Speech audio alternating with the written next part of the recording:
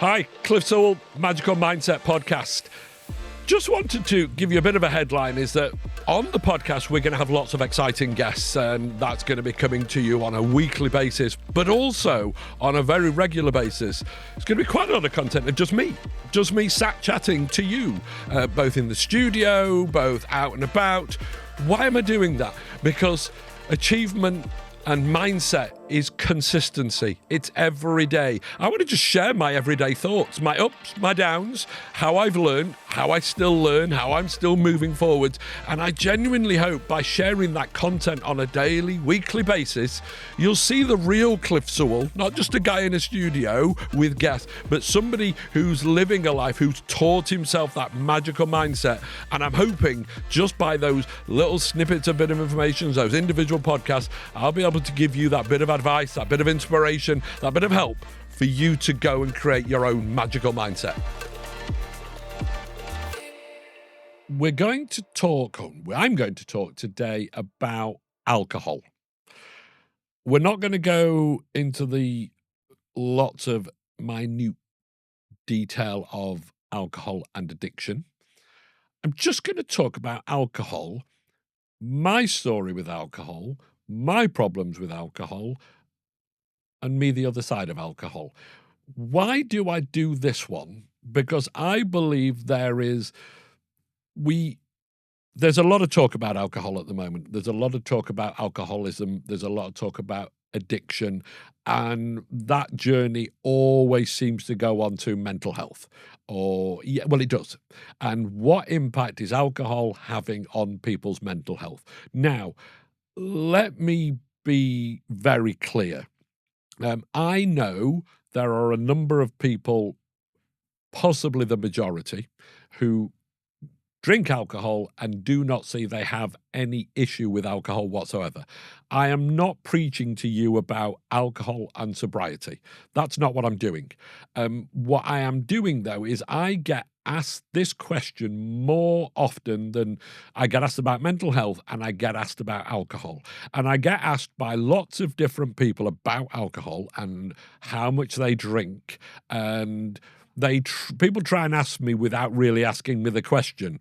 They want to talk about alcohol, and they almost want to talk to an alcoholic and see where I got to or where they got to. And I sense what people are often asking me is, am I drinking too much? Am I on a journey? Is this going to be a problem? And they're asking it in a roundabout way. Unfortunately, I can't answer the question because I don't know, because we are all totally different. But what I can do is not answer everybody's specific question, but what I can give you is the outline of where I got to, how I got there, why I believe I got addicted, and how I got to the other side. You as an individual, if you are watching this about your own alcohol, but what also I find very interesting is I'm asked the question is, you may be in a situation where you are around, it may be a partner, it may be a family friend, or it may just be somebody who you're close to, who you are looking at their alcohol and their drinking, and you have a concern, and you're trying to understand whether it's a problem. Okay. Let me talk about me to give you some context. Everybody thinks everybody who becomes an alcoholic starts drinking when they're 11, 12, 13. Absolutely not. I didn't really start drinking until I was 20. Of course, I had drinks when I was 18, 19, but I was doing lots of other things. I was very, very busy. I was trying to create lots of little business as a youngster and whatever. So I was driving everywhere. So actually the thought of alcohol wasn't a big thing for me. My parents were drinkers, but probably that was the area where most parents were drinkers. I do remember times when me and my sister were in the car with a bottle of pop and a bag of crisps while my mum and dad were in the pub. I'm sure that lots of people at my age will remember that. Probably the younger generation will be horrified by that nowadays, but it did used to happen. So to be clear, I think the point I'm making, I did not come from a terribly alcohol toxic family. There were issues within my family, I think, that could created my alcohol and me as a person, but it wasn't that. So I didn't start drinking. So let's remove that myth that every alcoholic starts drinking at 11, 12, 13. Not true. Now, I see lots of stories where the issues as people get into older age come from people starting drinking at a younger age, of course, but it's a myth when people say, "Well, I wasn't drinking when I was 12 or 13, I won't become an alcoholic." That's a myth. You can. I did, trust me. And even in my early 20s, um, I used to drink, but I wasn't ridiculous with it. I'd drink on a Friday night and I'd drink on a Saturday night. I lived out in the Peak District at the time, so, going to the local pub was part of the weekend. Well, that was the weekend, really. And then I started building a business. And then when I think back, and it's relevant this, even with alcohol, even in my early mid 20s, um, I was a big football fan at the time, and I'd got some friends, and we used to go to lots of football matches, at home and away. I was always the driver. So it wasn't as though I had to drink every weekend. So I'd got into mid late 20s before I really, really started drinking. Now, alcohol for me, and then I went from that to my everyday decisions being around alcohol. That is how I describe myself as an alcoholic. So I'll come back a little bit. So can I give you an exact moment where did something happen in my life where I went to drink? Did something really happen over an amount of time that I started drinking more and more and more? No, there wasn't a catastrophic moment. There wasn't the world changed desperately for me, so I started drinking. I didn't get into a new relationship that meant I went to the pub more. No, it just happened. And it just happened because I allowed it to happen and I continued working. That meant it gave me more freedom to drink.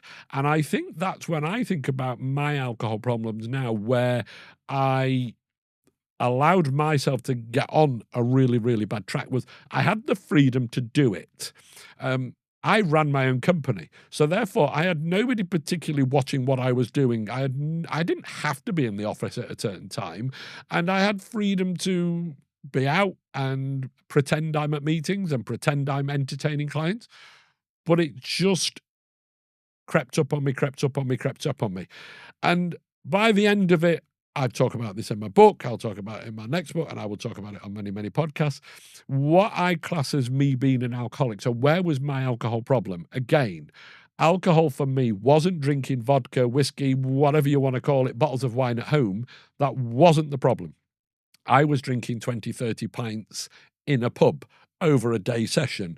Those day sessions were 3, 4 days a week. So that was consuming a lot of alcohol, and that was being able to drink that amount of alcohol and get up the next morning, pretend to be working, and go and do it again. So I was an alcoholic. Let's not hide from this. There are different definitions of alcohol. There are different definitions of alcoholism. But I was an alcoholic. So people say, how do you know you're an alcoholic, Cliff? And this is a point I think I probably want to make from this, and this is what I want to talk about when it comes to alcohol. I was an alcoholic because it got to a stage where pretty much every decision I took was about when I could get to the pub again. And that was work, social, family, everything. Every decision was about, right, I can do that, but then I could manufacture a situation that I could then be in the pub. I could do that, get that out the way, then I could be in the pub. Now, as an individual, now I know we're all different, so people say, well, okay, well, how could you not manage it?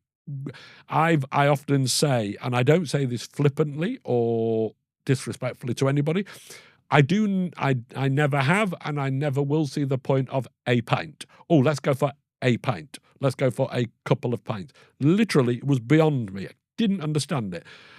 Because of who I am as an individual, people know I am an addictive personality in everything I do. I am diagnosed ADHD. Let me be clear. Do not use ADHD as an excuse to becoming an alcoholic. Be really clear. I will never have, I probably have in the past, never have, never will. I know me as an individual. I know when I start something, I find it very, very difficult to let go. I have to drive it, drive it, drive it. I used to do that with drink. I would walk in a bar, and I would walk in a bar at 6 o'clock at night, assuming I was going to leave by 7 o'clock. I would still be there at 12 o'clock. The countless times I've gone in and genuinely thought as I walked through that door, I would be leaving within an hour or 2 hours. I would still be there 6 hours later. Now, that's the impact alcohol had on me. Or was it just me? Maybe I just didn't care. I've got to deal with that myself. I have to understand that. And so I would say to you as well, if you are watching this because you're trying to understand your drinking habits, if you're trying to understand why the way you drink, you've also got to be honest with yourself. I'm not saying anybody watching this is an alcoholic, but if you have to start asking yourself the question around alcohol is if you start with a pint or a glass of wine on more than one occasion, that's the plan, but it ends up being 5, 6, 7.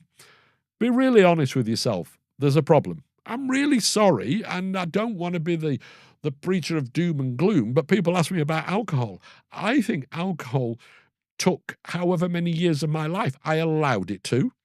I'm not somebody who's going to campaign about stopping people drinking. I'm not going to campaign about pubs being closed down. I'm not into that.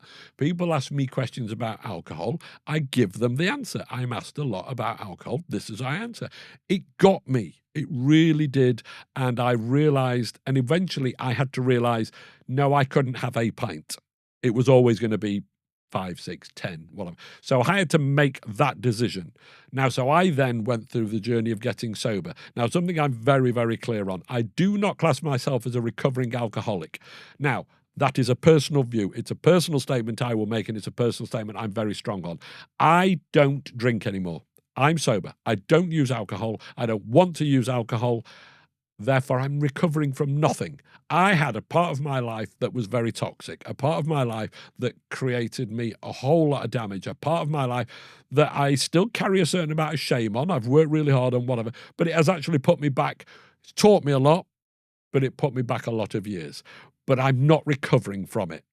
I refuse to accept I'm recovering from it. Now, I know there's AA and there's lots of other things. If they help people get sober, fantastic, go with it. I'm not saying it's wrong, just doesn't work for me.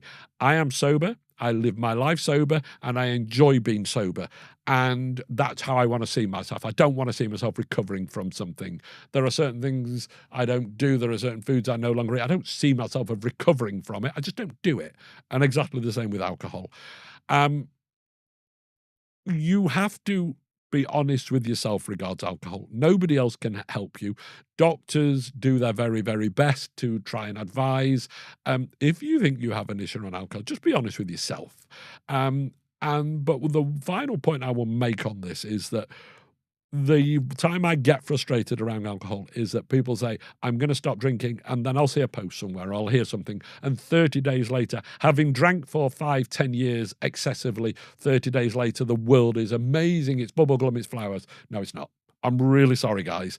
If you think you want to get away from alcohol, fantastic. I would always support anybody in any way I could, but I will always be very honest with people. If you have a drink problem or an alcohol problem at this point, I'm going to tell you, because I think we need to be honest with each other, it's not 30 days, it's not 60 days, it's probably 90 days before your brain can start acknowledging the benefits of not drinking.